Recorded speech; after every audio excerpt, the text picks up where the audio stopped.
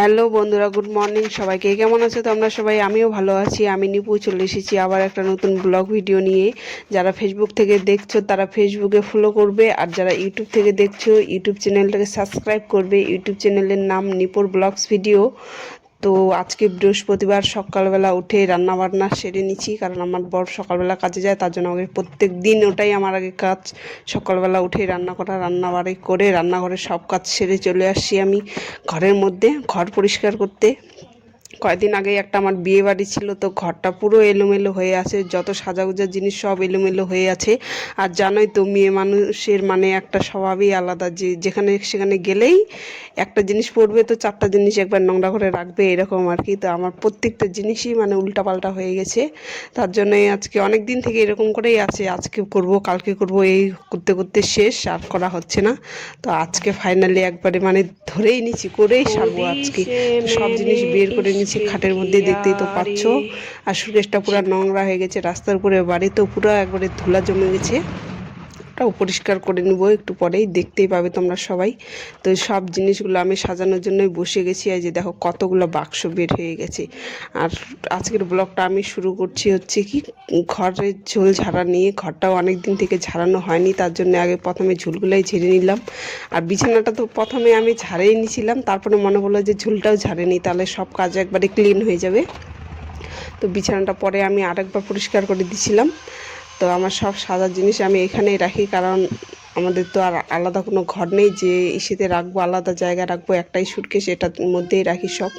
আর এই যে আমার দুইটা স্বপ্নের মানে ফুলের টব আছে, এগুলাকে খুব যত্ন করে আমার মানে আর কি ঘরটাকে সাজানোর খুবই ইচ্ছা, কিন্তু কি করব, নেই বলেই আর সাজানো হচ্ছে না। যেখানে কয়টা আছে আরও পুতুল আছে, কিন্তু ওগুলা বাইরে বের করে রাখলে নোংরা হয়ে যাবে ধুলোর মধ্যে, তার জন্য ওগুলো সুটকেসের মধ্যেই ঢুকানো আছে। আগে ঘরের জানলা টানলা সব পর্দা টর্দা নিয়ে ঘরটা আগে মানে ঠিক করব, তারপরেই ওগুলো আর কি বের করবো সব একবারেই। তো তারপরেই আমি ঝাড় দিয়ে দিচ্ছি। আর দেখো আমাদের ঝাঁটাটাও ছোট হয়ে গেছে, কি বলবো, আমার বউ আর আমাকে একটা ঝাঁটাও আনে দিচ্ছে না। সোফাটা তোমরা এখন এখানেই দেখতে পাচ্ছ, কিছুক্ষণ পরেই দেখবেও আলাদা জায়গায় চলে গেছে। সোফাটাকে না আমার কাছে মানে যেখানে সেখানে করাটা ইজি ব্যাপার হয়ে গেছে, একবারে পা দিয়ে ঠেললেই চলে যায় এরকম আর কি। তার জন্য আমি যখনই যেদিকে করে দেওয়ার ইচ্ছা হয় সেদিকেই করে দিই, কিন্তু এগুলো জিনিস খাট টাটগুলো তো আর করতে পারি না, তার জন্য ওটাই করি আর কি। আমার যদি খাটগুলো সরানোর শক্তি যদি আমার কাছে থাকতো তো আমি ওটাও করে দেখাতাম। আর এই যেখানে দেখতে পাচ্ছ সরিষা মেলতে চলে আসছি, আমি মেলতে আসিনি, 10-15 দিন ধরে ছাদের মধ্যে আমি মেলে দিচ্ছি একটা সাইড দিয়ে, আবার মানে আর কি ঢাকাও দিয়ে রাখছি যেন পায়রা টায়রা না খায়। আমাদের পাশের বাড়িতে অনেক পায়রা আছে, ওদের পায়রাগুলো আসে না হলে খায় নেয়। তো আমি তো বাপের বাড়ি চলে গেছিলাম, ওই 10-15 দিন ধরে সরিষা আমার ছাদের উপরেই একবারে আছে পুরো। তো তেল শেষ হয়ে গেছে, তার জন্যই ভাবলাম যে যাই আজকে একটু নাড়ে চাড়ে দিই, ভালো করে শুকাতে হবে, তার জন্যই। তারপর ছাদ থেকে চলে এসে আমি ঘর পরিষ্কার করতে লেগে পড়েছি। এই যে মানে আর কি লেপালেপি শুরু হয়ে গেছে। যদি খাটের নিচেরটা না সরি, খাটের নিচেরটা আমি প্রত্যেক বৃহস্পতিবার করেই আর কি লেপে পরিষ্কার করে বের করে দিই, কারণ মানে সপ্তাহে একদিনেই আমি ঘর পরিষ্কার করি, মানে মোছামুছির কাজটা একদিনেই করি, সেটা হচ্ছে বৃহস্পতিবার। আর সারা সপ্তাহে করি না। বারান্দাটা মোছা হয়, তাও জল দিয়ে ধুয়ে দিই হয়ে যায়। এই দেখো সপাটা আমি আবার উল্টা দিকে করে দিলাম। সপাটা যখন যেখানে করার ইচ্ছা করে গাইস, সত্যি বলছি, তখনই সেদিকেই নিয়ে যাই। কিন্তু এই সুটকেস আর খাটটা তো আর নড়াতে পারি না, তার জন্যই ওটা হয় না। আর এই জামা কাপড় রাখার জানলাটা আছে, ওটাকেও ইসে করে রাখি, মানে যেদিকেই নিয়ে যাওয়ার ইচ্ছা করে সেদিকেই নিয়ে যাই। তারপরে আমি ফাইনালি চান ধান করে চলে আসছি। ক্যামেরার বাইরেও আরও অনেক অনেক কাজ আছে, যেগুলো আমি তোমাদের সাথে শেয়ার করতে পারি না, কারণ সব জায়গায় তো আর ক্যামেরা নিয়ে যাওয়াটা মানে হয় না, কারণ ক্যামেরার আবার স্ট্যান্ডটাও খারাপ হয়ে গেছে, তার জন্যই। ক্যামেরার বাইরেও যে আরও কত কাজ থাকে আমি বলে বোঝাতে পারবো না সত্যি। আর আমাদের বাড়িতে তো আমি একাই, মানে আমরা তো দুইজনই মানুষ, কিন্তু আমাদের সংসারের যত কাজ আছে সব আমাকেই সামলাতে হয়, তার জন্য কাজ করতে করতে কখনো বোরিং হয়ে যায়।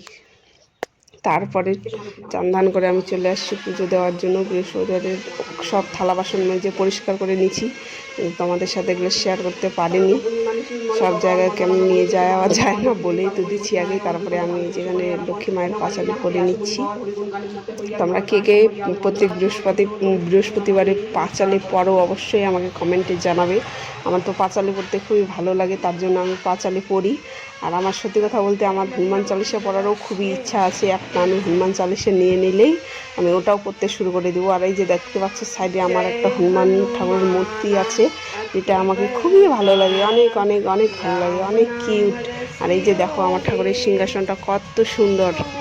আমি ওভার ভয়েস দিচ্ছি, আর বাইরে আমাদের মানে কাঠ মিস্ত্রি কাজ করতে আসছে, তাই অনেক শব্দ, ছাগলের শব্দ, কেউ কিছু মনে করো না। অনেক কিছু কথার মধ্যে দিয়ে অনেক কিছু ভুল ত্রুটি হয়েছে, তার জন্য সবার কাছে সরি। তারপরে আমি ফাইনালি চলে আসছি খাইতে। একটাই তরকারি করেছিলাম আজকে, কি দিয়ে যে করছি, সয়াবিন, বেগুন, আলু, পুঁই শাক আর ডিম একসাথে।